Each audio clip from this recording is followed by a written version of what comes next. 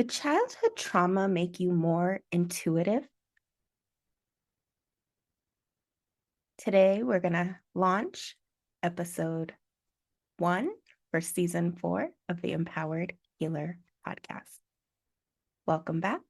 I'm Songbird Grandmother, and today we're going to explore a question that many healers, empaths, intuitives, and spiritual seekers ask at some point on their journey.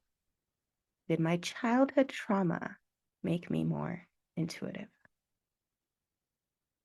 A while ago, I got a message from someone who was asking me about a video I did quite a while ago that circulated all around social media. And it was the video talking about the time I evaluated a young man who wanted to know if he was a shaman. And through this evaluation, what we uncovered is deep trauma from both his childhood and from his time spent in prison and the family dynamics that he grew up in that had caused him to be very intuitive, hypervigilant, super sensitive. And when I got this message from this person, I immediately thought, that's a very common theme in the spiritual realms. What is the difference between my intuition and if I'm actually called to work with people as a healer? Because you can be super sensitive, you can be super intuitive, you can even be super psychic, but that doesn't necessarily mean you're being called to be a healer for others. So today we're going to launch our season 4 with this episode right before the solar eclipse, this new moon in August, because this is the time to heal ancestral patterns of suffering, trauma, and to know yourself and to really step into the next chapter of your life with a full understanding of why you're so intuitive, why you're so sensitive. And the purpose of that may be just for you. It may be for your family. It doesn't necessarily have to be for the community or the world. And that's the difference between intuition versus calling, intuition versus doing this as a service for others. Because until you understand your intuition, you won't clearly understand what it's meant for. And a calling to do this for others is completely different than just being intuitive. Everybody has intuition. Some have more than others. And today what we're going to dive into is your childhood.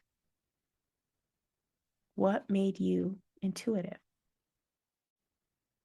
And perhaps you've heard someone say that trauma creates psychic gifts.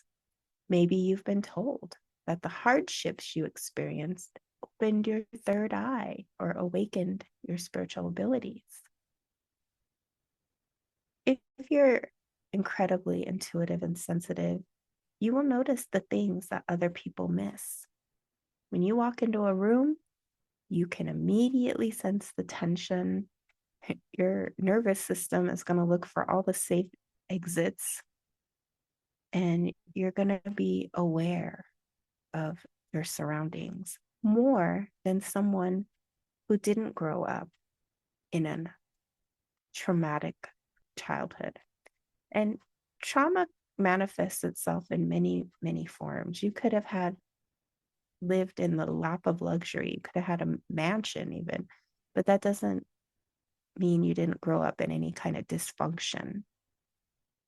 In fact, you may have grown up in more dysfunction emotionally and spiritually than someone who grew up in a less economically sound position. So money has nothing to do with it. Whether or not your parents were together or not may not have anything to do with it. What it is did you grow up in an environment where your nervous system could relax?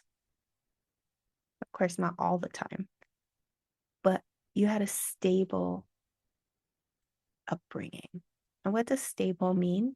It means that emotionally, physically, spiritually, psychologically, you felt safe. You felt stable. You didn't have an erratic parent or parents. You weren't constantly moving from one safe place to the next place to the next place, always searching for safety. You weren't dragged into adult problems early on. You were allowed to have a fairly, quote unquote, normal childhood. And so when you think about that, you may think, well, it was good in this way, but this wasn't so good. Maybe some of you have really unraveled what that actually looked like for you in your home. And maybe you've even sought out therapy and done the shadow work, as they call it, to really unveil these ancestral patterns, the way that you were brought up. And maybe now you're starting to wonder, why do I seem to notice the things that other people miss? How do I know when someone's hurting before they say a word? And today we're going to go deeper into this topic from both a psychological perspective and a spiritual perspective, because they're not identical. And it's important to distinguish what research supports and what belongs to spiritual tradition and personal experience. So we're going to dive into psychology. I was a psychology major. I finished my undergrad with psychology and sociology. I went on to pursue a master's degree in philosophy and ancient spiritual traditions around the world. And what I discovered in my academics is that psychology will tell you the patterns. Spirituality will tell you the reason. Psychology will tell you the pattern. Spirituality will tell you the reason. And so in psychology, there's not a whole lot of research on childhood trauma and psychic abilities. I know there's a lot of government studies that a lot of them are classified or becoming declassified, but there's not a whole lot of academic scientific research on this topic because it's not something that's really funded. However, research does show something very interesting. Children who grow up in unpredictable, emotionally unsafe, or chaotic environments become exceptionally skilled observers. Okay? Their brains adapt to survive. If you're a child whose parents could be loving one moment and angry the next, you never know what mood would greet you after school. So you're constantly walking on eggshells because one word could start an argument. And when you live in this type of environment, you quickly learn something. My safety depends on noticing the smallest changes. So as a child, you begin to pay attention to everything. A slight tightening around the eyes, a change in breathing, a different tone of voice, footsteps in the hall, the sound of a cabinet door closing, body posture, silence. Your nervous system becomes incredibly efficient at collecting tiny pieces of information. And the brain processes these signals so fast that the child often experiences the gut feeling. So if you're listening to this, this may resonate with you because you grew up in a household where you always were having to observe your safety. If a parent was constantly, nice and not nice, you never knew what mood they were in. Are they in a good mood? Are they angry? Are they silent today? That's very unstable.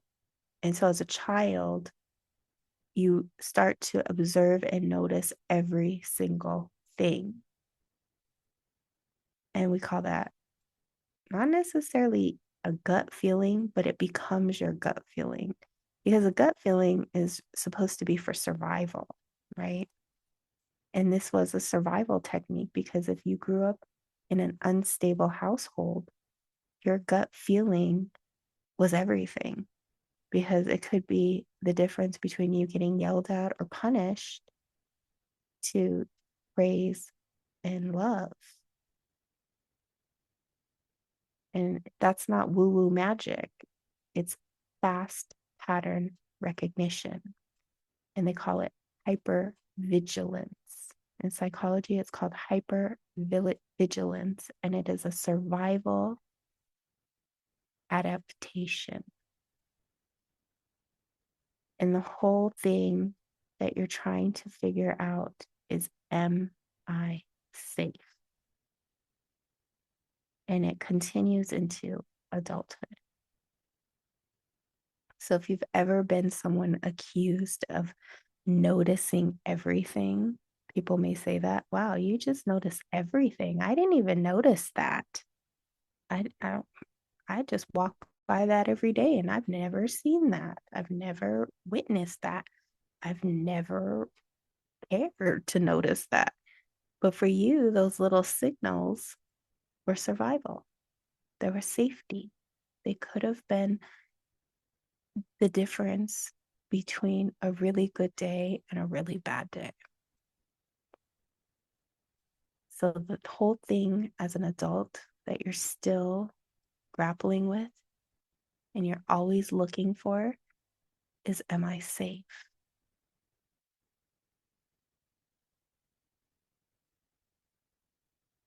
Childhood experiences that increase sensitivity are environments where you had emotional unpredictability. So if you're someone who's ever been accused of being too sensitive, it's because you grew up in an environment where you were not sure what the emotions were going to be from day to day, sometimes from minute to minute.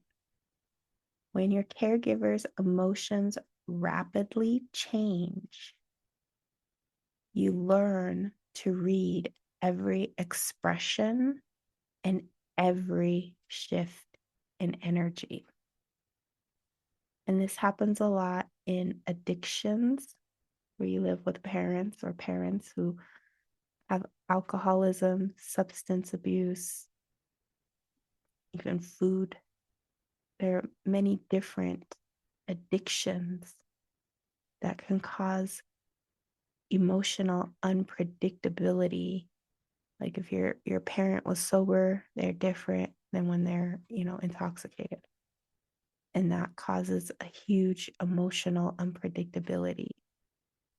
domestic violence, whether you experienced or witnessed violence in your home, makes you extremely sensitive to what the emotions and the situation will be like from minute to minute, hour to hour, day to day.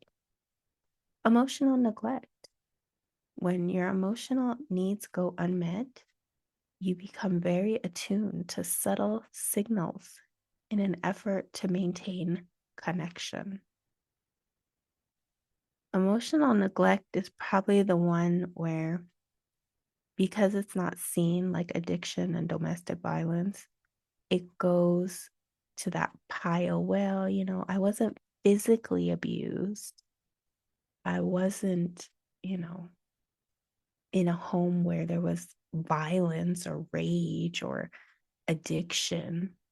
And sometimes these overlap. You may have grown up in addiction, domestic violence, emotional neglect, but some people it really was mostly emotional. And that's hard because when it's just emotional neglect, it's easily dismissed when in fact it's very damaging. You could have grew up in narcissistic or controlling homes, which I feel like America especially, we have this problem. And a lot of empaths are born in and through narcissistic people and controlling homes where you had to always monitor what you said.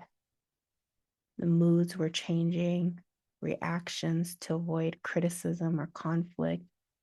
When you grow up in a narcissistic, controlling home, your identity is not your own.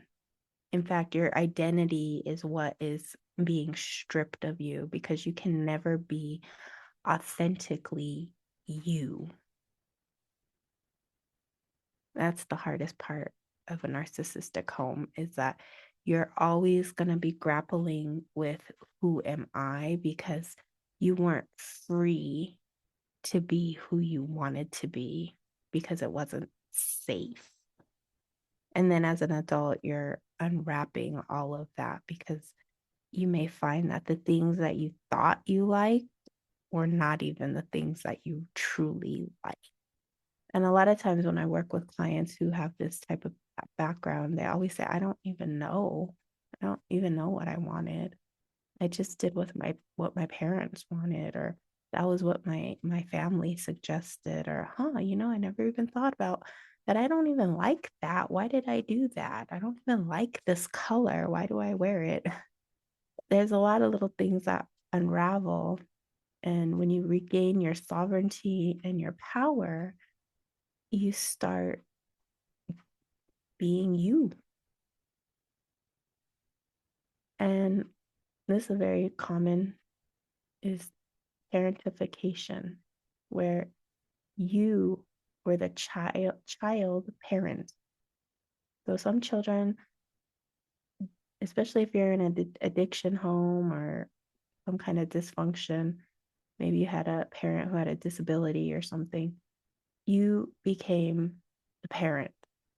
You were the emotional caretaker for adults long before you should have been. You didn't have that normal childhood because you had to be the parent in some way, shape, and form. So when you have this type of background, you have a remarkable empathy and awareness because you're always attending to other people's emotional needs. And then as you get older, this becomes what they call people pleasing. And unfortunately, that becomes safe for you. And then your nervous system will go out and seek those types of relationships where you are the caregiver.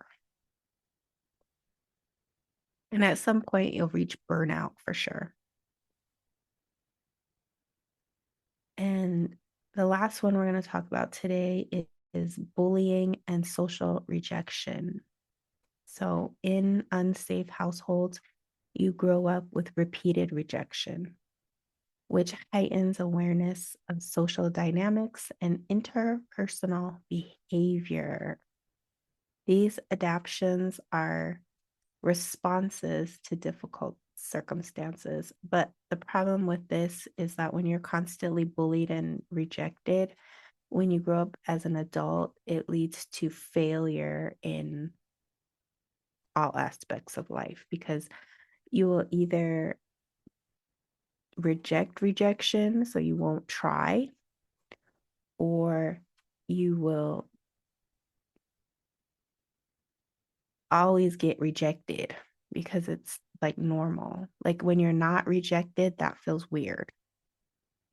And then when you are rejected, that feels normal. And so I'm sure as we're talking and you're listening, there's some things that are going off in your mind like, yeah, that resonates. Yeah, I did grow up like that. Huh, yeah, okay. So that's the psychological. And now we're starting to understand why you have sensitivities, why you have intuition. Because I feel like the more truly intuitive someone is, they had an upbringing that shaped that. The next part is the spiritual perspective. So, across, the world since time immemorial, there's a belief that some people are naturally more sensitive than others. And in our modern world, we do recognize that some people have more heightened awareness. So, whether this sensitivity is innate or developed through life experience or a combination of both,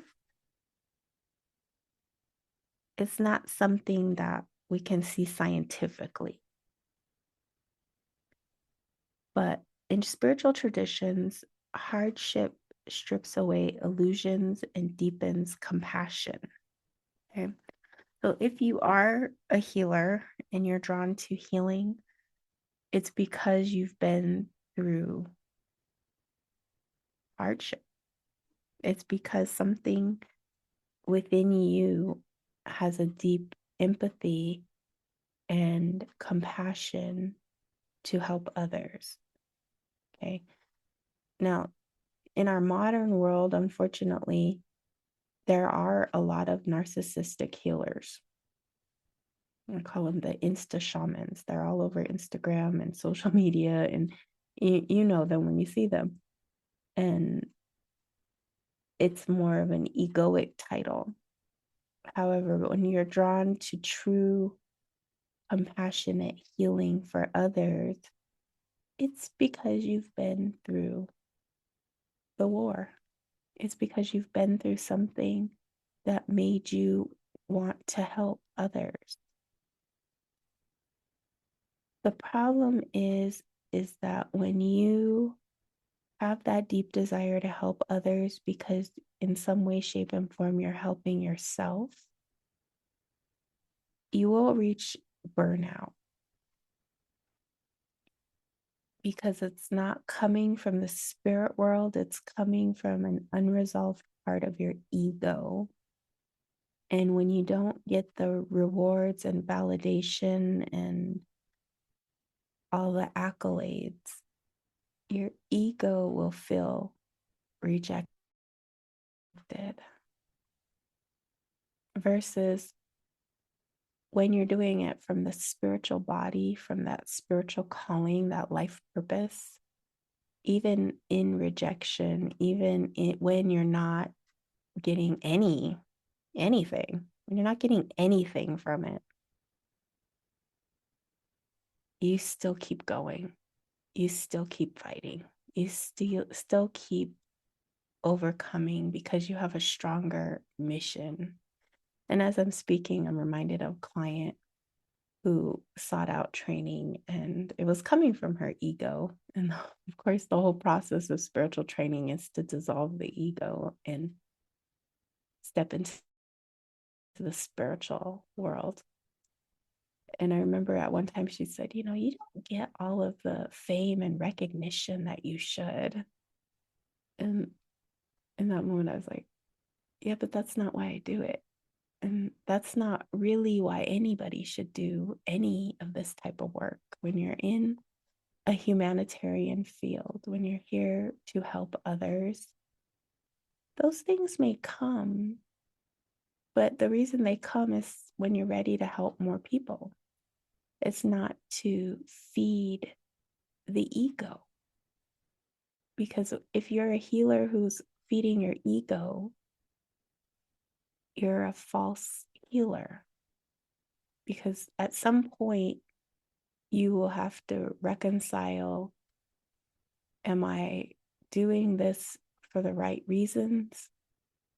And you'll see a lot of those types of healers at some point in their career, they will either burn out or they will be burnt down. They will be burnt down because the ego cannot sustain what the spirit world determines. So when you have a spiritual gift, you most likely have a challenging life from day one. And that's the shadow work, because sensitivity is something we are born with, regardless of childhood experiences, but it can be amplified through those traumas that we discussed earlier. So in most cases, if you have spiritual gifts, you were born with them. That's the first and foremost. And they were developed in and through childhood pain, adversity, and trauma. Now we're going to go into the heart of what today's podcast is about, is that hypervigilance is not the same as intuition. And as I discussed earlier, I made that video where I talked about how I evaluated a young man to see if he was a shaman. Now, his mother was a psychic, and she had told him he's a shaman. And for sure, he had spiritual gifts that he was probably born with through his ancestry, but he wasn't being called to be a healer. And so I got this message from someone who was asking me mostly about, how did I determine that? What is the type of evaluation that you undergo to know whether or not someone is a shaman? And that is something that only someone who is an initiated shaman can recognize and determine, because we have ways of evaluating and we have a connection to the spirit world that determines whether or not someone actually is being called to do this work, and should and most likely, if they want to survive, will have to initiate. But that's a very small percentage of most people that I see. It's very small. I mean, you can have hundreds of people who have intuitive, spiritual, psychic gifts, and maybe 1 to 3 of them will actually initiate and become a full-time healer. It's not a very big percentage at all. And it's because most people have hypervigilance, which is that extreme awareness of their environment, seeking safety. It's the nervous system that's always asking, where is danger? Whereas when you have just natural intuition, you're always seeking the truth. So hypervigilance asks, where is danger? And intuition asks, what is true. Hypervigilance feels urgent. Okay. So sometimes you'll see psychics, intuitives who like have this urgency to them, like a very disrupted spirit. That's not intuition. That's more likely hypervigilance because it's something urgent. You see this all over YouTube. It's like that clickbait title that this is an urgent message. Intuition is not like that. True, pure spiritual intuition is just steady. I have a message for you. This may resonate with you. You may feel this, but it's just this constant, steady truth. It has no urgency to it unless it's, life or death. The spirit world doesn't speak like that. Hypervigilance is always scanning. It's always looking. It's constantly on guard. Whereas spirit and intuition is take it or leave it. It doesn't need to scan because it's truth. It just knows. Hypervigilance prepares for catastrophe. It's that feeling like gloom and doom. Something is always going to drop. I see that a lot in clients where life is good. I'll be like, why are you, worrying? Because your life is really good. Oh, I'm just waiting for that other shoe to drop. Whenever my life gets really good, something bad happens. That's hypervigilance. Intuition offers guidance, whether you take it or not. And sometimes this happens when you see readers where they'll get really mad and they'll say, well, they never listen. They don't take my advice anyway. And that's not for the reader to decide because intuition offered it. And whether or not they take it, it's not up to the person. It's up to them. Hypervigilance is anxiety. It always has this anxious, nervous energy to it because it's the nervous system that is overactive. Whereas intuition, it's quiet and it's clear. So hypervigilance is trying to keep you alive. Intuition is helping you navigate life. And when you're looking at that within yourself, those are the things you want to look for. Is my impression of this place or person or thing coming from anxious, nervous, tension, urgency, a catastrophe? Or is it coming from truth, calmness, steadiness? You could be going through the biggest storm of your life and your intuition will be calm. It will say, take this road, go this place, step out of anxious, nervous energy. And sometimes they point in the same direction. Sometimes exactly your hypervigilance is exactly your intuition, which is exactly the road. And sometimes they don't. Sometimes your hypervigilance will lead you into safety, but unhappiness. It might lead you into another rut. And this is why you have to learn the difference to become an empowered healer. In order to truly know thyself, you have to know what is coming from hypervigilance versus true spiritual intuition. Many people worry that healing will make them less intuitive.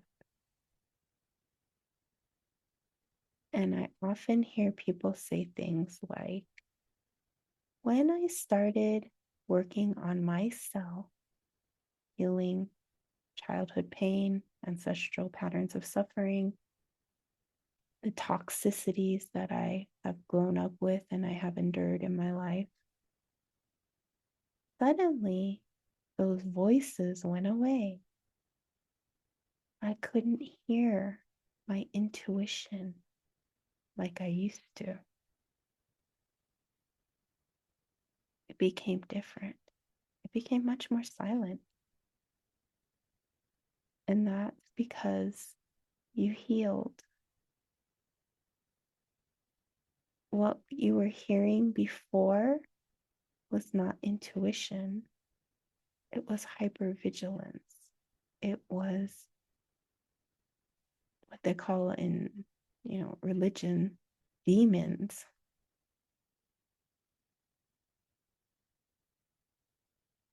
Those were the things that were blocking your true intuition. So that's why when we pursue shamanism, when people are on their shamanic path, we first go into the shadow. We do clearing work. In some traditions, it's the limpia. Other traditions, it's the sweat lodge. It's a purification ritual, exorcisms. Because in order to know if you're really called to be a shaman, we first have to clear the hypervigilance. We first have to clear the unresolved patterns of suffering, both spiritually and psychologically. We have to clean house. And that is the evaluation. Because once you clean house and you go through what we call initiation, then we see the gift. What is pure? What is true? What you really can do. But we can't do that until we clean out the closet. We can't see the gift until we remove the hypervigilance, the thing that has kept you alive, but has also made you miserable. And so when you are on a spiritual path and you have come to the point where suddenly everything is peaceful, suddenly you're not always scanning the room for safety, you're not always observing people to see if they're safe or not, then you have come to a place where you're ready to really dive into your spiritual gifts. Because healing doesn't require you to become less aware, less discerning. But what happens is that as your nervous system regulates, as your body learns that it is safe, as you process grief, release old stories, set healthy boundaries, your perception changes. Instead of reacting to every emotional ripple around you, you begin recognizing what actually belongs to you. You stop carrying everyone's emotions. You begin witnessing them without absorbing them. That's especially for all those empaths. You don't have to carry everyone's emotions. You can simply watch them, observe them, and let them be there because they don't belong to you. You can begin to intentionally direct your intuition. Instead of feeling overwhelmed by your sensitivity, you can embrace it and know that it's part of who you are. There's nothing wrong with it. If you grew up in a household where people said you're too sensitive, it means that your feelings were continuously dismissed. You were made to feel like sensitivity was a curse instead of a gift. And as you reclaim your sensitivity, you'll begin to understand that it is a gift. It is not something that you have to be ashamed of. It is not something that you have to hide. It is not something that is abnormal. And now you can relax with your sensitivity. Your awareness becomes less about survival and more about wisdom. And when you step out of survival, you step into peace. Because at some point, everyone will leave this earth. You will not stay here forever. And while you're here, it's important for you to be in peace. It's important for you to live the life that you were destined to live, to not carry other people's guilt, shame, toxicity, overwhelming emotions, anger, sadness. Those are not yours to carry. And in fact, you probably have enough of it for yourself to carry. And that's what you're learning to let go of. It's what you're allowing yourself to release in this moment. And instead of just surviving, you can put all of that time, money, energy into wisdom, into yourself, into your growth, into your beauty, into whatever it is that you are here to do. So for this episode, what I'd like you to do is just take a few moments to reflect on what came up for you through this podcast. What resonated? What memories came through? And what are you ready to release? Did you grow up feeling responsible for someone else's emotions? Did you constantly try to predict what would happen next? Do you still enter a room and immediately scan everyone's emotional state? When someone says they're fine, do you instinctively feel there's more beneath the surface? And perhaps one of the most important questions is, how often do you pause long enough to ask whether what you're sensing comes from fear or from quiet knowing? These are the invitations to understanding yourself more deeply and to healing. So the next time you have a strong intuitive feeling, pause before acting, take a slow breath, and ask yourself, what information am I actually noticing? What assumptions am I making? Is my body tense or relaxed? If fear were not involved, what would I perceive? And the biggest thing to really notice is, am I responding from the past or from what is true?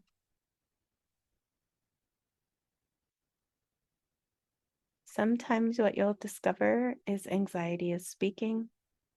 Sometimes it will be that quiet inner wisdom underneath the noise. Discernment grows through practice. So, as we close up our time together today, perhaps your greatest gift was never the trauma itself. Trauma is not something anyone needs in order to become wise. But many people discover that healing from difficult experiences leads to extraordinary compassion, resilience, and insight. Your gift is not what happened to you. Your gift is the willingness to heal.